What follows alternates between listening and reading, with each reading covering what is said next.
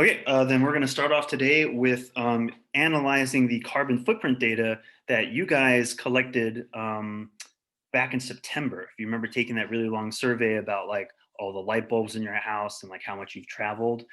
So what I've done is I've compiled that data and come up with a short little quiz for you to complete.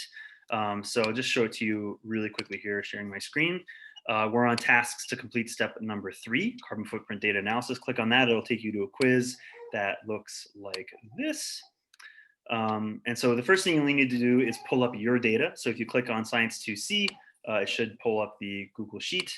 I cleaned it up, so you should just look for your name and your numbers should be right next to it in that same row. And what you're gonna do is compare your numbers to the averages of the class overall. I actually averaged all 3 of my Science 2 sections together. And so I list the average for transportation and then compare that to your number. Why do you think it's higher or lower or the same? And then do the same thing for home and for food and for purchases. And so you're just trying to explore you personally, why you think your calculated number might be higher, lower, or the same as the class average overall. And then I've got 2 graphs for you to consider. So here is the carbon dioxide or carbon footprint levels in each category for males versus females within the class. And then here it is for students living in the USA versus students living outside the USA. And so you'll just kind of compare those and come up with an explanation. So I'm going to time for 15 minutes. Let me know if you have questions or need help. And once it looks like most people have it done, we'll come back together. 15 minutes to work on carbon footprint data analysis. Let me know if you need help. It is the key thing that you can do. So, hi. Questions or comments on that? Okay, then the last thing I want to do is some quick review slides of content from the chapter you just read, making sure you feel good about climate change.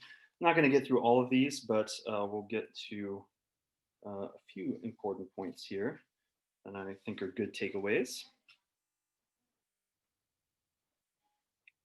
All right. Everyone's seeing carbon sinks and sources in front of them. I need verbal confirmation. I can't see you. I know. Yes, we can see it. Yes, we can. Yep. So carbon source, that's an easy word to understand, right? So that's anything from burning coal to produce electricity to burning fuel in cars. That is all dumping carbon dioxide into the atmosphere. The weirder word for me is sink, which is actually referring to the removal of carbon dioxide from the atmosphere. That's what trees are doing through photosynthesis. Yeah.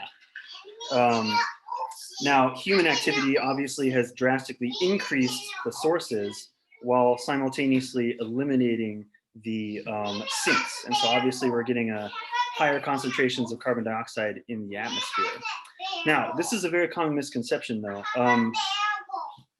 Greenhouse gases are a natural thing on our planet and they're a good thing, right? They're something that's necessary. Can anyone tell me what would conditions on our planet be like if we didn't have any greenhouse gases? It would be really cold. I think it was like -10 degrees Celsius or something like that. Yes, yeah, life would be impossible, right? Liquid water would not exist.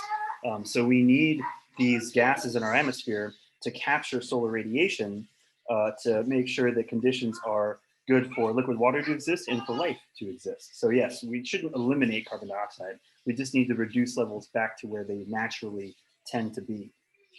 So in terms of what's going on, there are ways to measure what's called the global warming potential for different chemicals. You can see that carbon dioxide actually has a very low global warming potential. That's just, there's a lot of it. And these fluorinated gases, which is what's coming from your refrigerators, are very, very potent. That's why, again, making sure you're recycling refrigerators is the key thing you can do to reduce your carbon footprint. In terms of if you're curious about what's actually happening with these gases, just kind of a quick chemistry lesson. Carbon dioxide is CO2. It's an oxygen double bonded to a carbon, double bonded to another oxygen. And what happens is solar radiation can be absorbed by those double bonds. They're kind of like springs. They go back and forth like that. And that captures and releases energy. So as these oxygen and carbon dioxide molecules are springing back and forth, they re-release that energy. And that's what's warming up the air around those molecules. And again, that's a good thing, right? We want greenhouse effect to capture some of that solar radiation and keep the surface of our planet warm. But human activity is increasing CO2 levels, and so too much of this is happening. And again, we're also adding in chemicals that never existed in nature before that do this same process. They kind of can capture energy in their bonds and release it again. So here's the classic graph showing you over time. So this is starting in 1960 and moving forward, CO2 concentrations. And so can anyone tell me what's the obvious trend? What has happened to CO2 concentrations in the last? They have gone up. Yes, and there's been this weird fluctuation. That's just a monthly thing. So that's what this is explaining, is why you see this, it looks like a scratch mark. And that's just because in the colder months, CO2 levels actually are a little bit higher in the atmosphere.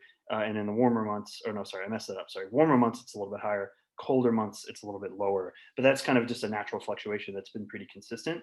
And it has been consistently increasing. This data is collected in Manalaw in Hawaii. But the question is then, scientists are like, well, this is an interesting trend. We need to look further back, right? Is this just a natural increase? Is this just something that happens on a cycle and we just haven't been measuring for enough time? And so to do that, I think this is really cool. They have been studying gas bubbles trapped in ice glaciers. So in the Arctic and Antarctic, you have these huge glaciers pictured here. And if you look, you can see the ribbing. Everyone see how it almost looks like it's striped, like a tree? And that's because those are layers of ice that have frozen on top of each other over time.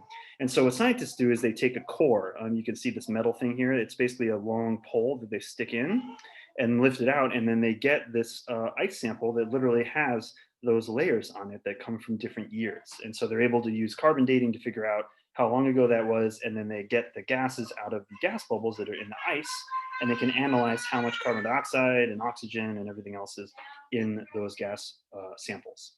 And so this is from an Antarctic study data going back about 1,000 years, right? And you can see that carbon dioxide levels were pretty consistent right up until the Industrial Revolution happened and human population growth. And now we're seeing that huge jump that you were looking at a more simple graph of earlier. This is another one done, this is called Vostok ice. I'm not entirely sure where it's coming from. It's probably the Arctic. But this is going back 400,000 years. I was showing you this earlier. And this is what gets me, is that you can see this kind of natural trend that there's been fluctuations in CO2 levels, and they reflect ice ages. The highest that was ever recorded within the last 500,000 years was about 300 parts per million. Look where we are today. We're up to 400 parts per million. That is 100 parts per million higher than has been seen in what they predict now to be the last million years.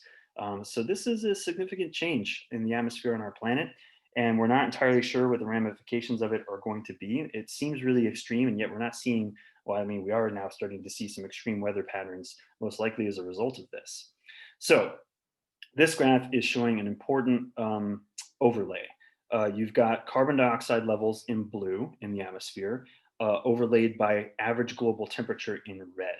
And what I'm hoping you notice is that they align, right? As carbon dioxide levels go up or down, global average temperatures also go up or down. And again, look at where we are now. That's where CO2 levels are. And so temperature hasn't jumped that high yet, but it is possible that our planet's going to start warming extremely, and we're going to see more extreme weather patterns and things like that. So it's sort of worrying. This is why you've got so many countries trying to become carbon neutral. But there are also lots of people who think this is all a hoax. It's just natural pattern. It's not a big deal, or it's fake. I like this image here because you've got global warming partially submerged from water, probably from ice melting or something like that. But their chief argument is this difference between correlation and causation. This is actually where I'm going to stop, though. We'll pick up with this in our next lesson and exploring what's going on